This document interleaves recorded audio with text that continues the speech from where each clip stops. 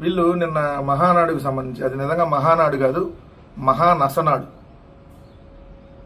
మోసగాళ్ళంతా, తెలుగుదేశం పార్టీకి సంబంధించినటువంటి మోసగాళ్ళంతా 3 రోజుల పాటు కడప వెళ్ళి ఆ 3 రోజుల పాటు కడపలో చేసినటువంటి మహా డ్రామా, మహానస, మహా అబద్ధాలని ఒకేసారి మహా డ్రామాలు, మహానసతో 3 రోజుల పాటు జనాల మెదడులో ఏదైతే విషం ఎక్కించే కార్యక్రమం ఏదైతే ఉందో ఆ నస కార్యక్రమమే ఈ మహానాడు అని చెప్పాలి. ఈ మహానాడుకు సంబంధించినటువంటిది హెడ్డింగ్ చూస్తే నిన్న వైకుంఠపాలి మనకొద్దు, చంద్రబాబు నాయుడు గారు ఒకసారి ఎక్కడం మళ్ళీ పట్టడం, మళ్ళీ ఎక్కడం మళ్ళీ పట్టడం, ఇలా అయితే అభివృద్ధి సాధ్యం కాదు. 2010లో ఓడిపోవడం వల్ల ఎన్నో పనులు ఆగిపోయాయి. అభివృద్ధి వైకుంఠపాలి కాకూడదని చెప్పి మంచి పాలన కొనసాగించాలని, ఎక్కడం దిగలండి అంటే ఉండకూడదని చెప్పి చంద్రబాబు నాయుడు గారికి శాశ్వతంగా అంటే ముఖ్యమంత్రిగా ఆయన తర్వాత ఆయన కొడుక్కి లేదా ఆయన మనవడికి ఒకసారి శాశ్వతంగా అధికారం ఇస్తే అప్పుడు అభివృద్ధి జరిగిద్దంట. 5 ఏళ్ళలో అభివృద్ధి జరగదంట.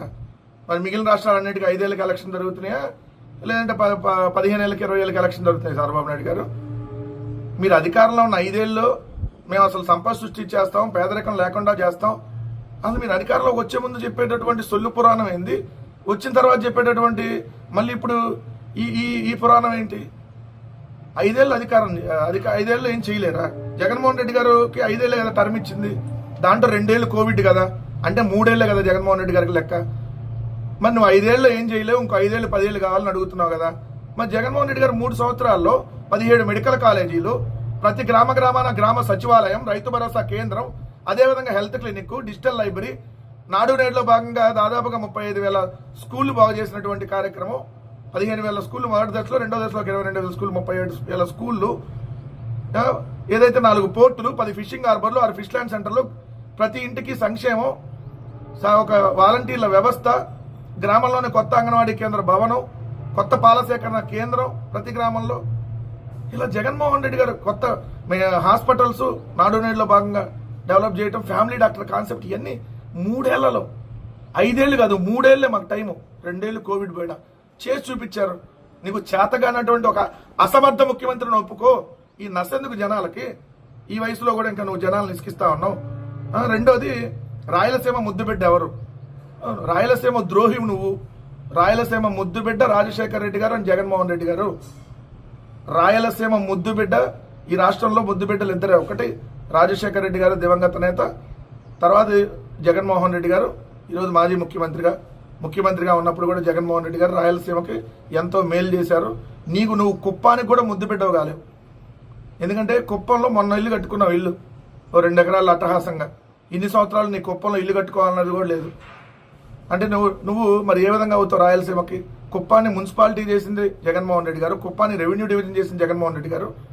సో నువ్వు కుప్పానికి కూడా ముద్దు పెట్టవగలేవన్న విషయాన్ని గుర్తుపెట్టుకో. ఇంకోటి, operation clean politics, operation Sindoor స్ఫూర్తితో ఆర్థిక ఉగ్రవాదులు ఏరేస్తాం, రాజకీయాలు లేకుండా చేస్తాం. ఆపరేషన్ క్లీన్ పాలిటిక్స్, ఇది 18 అవినీతి కేసులో స్టేలు తెచ్చుకున్నా నువ్వు ఆపరేషన్ క్లీన్ పాలిటిక్స్ అంటున్నావా?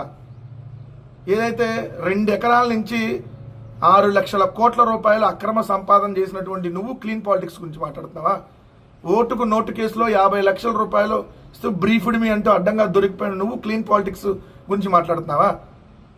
నువ్వు క్లీన్ పాలిటిక్సా? అసలు నువ్వు ఇప్పుడు దేని మీద బయట ఉన్నావు చంద్రబాబు నాయుడు గారు?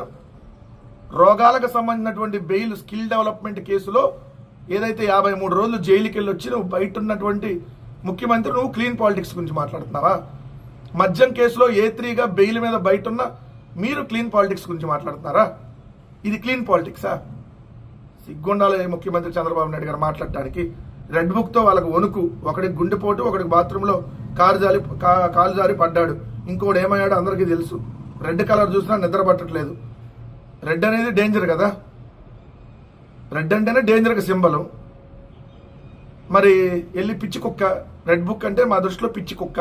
ఆ పిచ్చి కుక్క ఎవరిని పడితే వాళ్ళని కరిసిద్ది. ఆ పిచ్చి కుక్క దగ్గరికి వెళ్ళి ఎవరు కరిపించుకోరు కదా. మంచి కుక్క అంటే విశ్వాసంగా ఉండదు, పిచ్చి కుక్క ఏం చేసిద్ది? కొరికేసిద్ది ఎవరిని పడితే వాళ్ళని.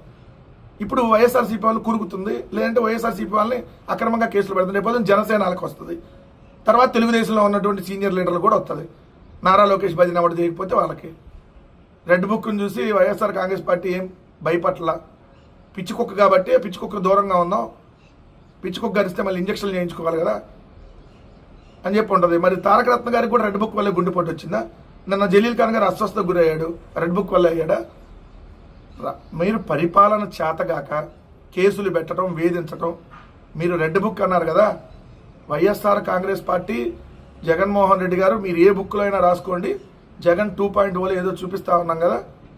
Wait and see. ఇక 4 ఏళ్లే, 5 ఏళ్ళలో 1 ఏడాది అయిపోయింది mister shadow CM Nara Lokesh గారు. Wait and see. తొందర ఎందుకు పడతారు? అధికార మదాన్ని ఖచ్చితంగా దించుతాం, మామూలుగా దించం. తలకెక్కిన మీ పొగర్ని, మీ అహాన్ని, మీరు ఇష్టం వచ్చినట్టు చేస్తున్నటువంటి ఈ పిచ్చి చేష్టల్ని ఖచ్చితంగా దించుతో రాసి పెట్టుకోండి. మీరు అదే రెడ్ బుక్లో రాసి పెట్టుకోండి. రెడ్ బుక్లో వైఎస్ఆర్ కాంగ్రెస్ పార్టీ వాళ్ళు ఇట్లా అన్నారని చెప్పి మీకు దమ్ముంటే రాసి పెట్టుకోండి. అప్పుడు చూసుకుందరు. కానీ జైలుకి పర్మిషన్ ఇస్తాం మీకు. ఆ రెడ్ బుక్ చూసుకోవడానికి జైల్లో ఖచ్చితంగా మీకు పర్మిషన్ ఇస్తాం. రోజు జైల్లో ఉన్నప్పుడు, ఊసలో లెక్క పెడుతున్నప్పుడు, అరే రెడ్ బుక్లో వైఎస్ఆర్ కాంగ్రెస్ పార్టీ వాళ్ళు రాసుకోమని అన్నారు కదా, సో అది గుర్తు తెచ్చుకుందరు. కానీ ఆ రోజు ఏంటో చూద్దరు. కానీ వెయిట్ అండ్ సీ.